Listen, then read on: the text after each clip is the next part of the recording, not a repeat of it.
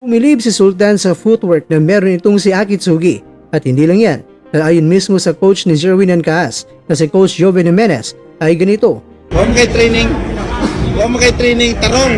Pagkatapos ng digmaan ni na Sultan at Akitsugi, nagyakapan ng dalawa at nagkwentuhan.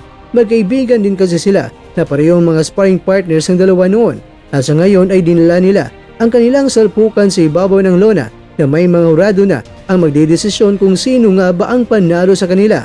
At ayun na nga, talo itong si Sultan via unanimous decision na kung saan si Sultan ay may kartada na ngayon na 19 wins, 8 losses at meron siyang 11 knockouts, habang ang Hapon naman ay nanatiling walang talo pa rin.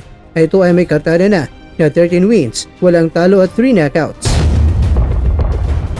So ayun kakwento, nagkulang para sa preparasyon itong si Sultan sa kanilang laban. Kaya nga mula sa 10-round bantamweight showdown ay nagkaroon ng catch weight na 120 pounds, dagdag 2 pounds mula sa bantamweight na 118 pounds. Alam naman natin na sinabayan ni Sultan ang ating pambansang kamao na si Manny Pacquiao sa pag-iinsayo. Kaya masasabi nating napakaganado ni Sultan sa pag-iinsayo at syempre sa paparating na laban.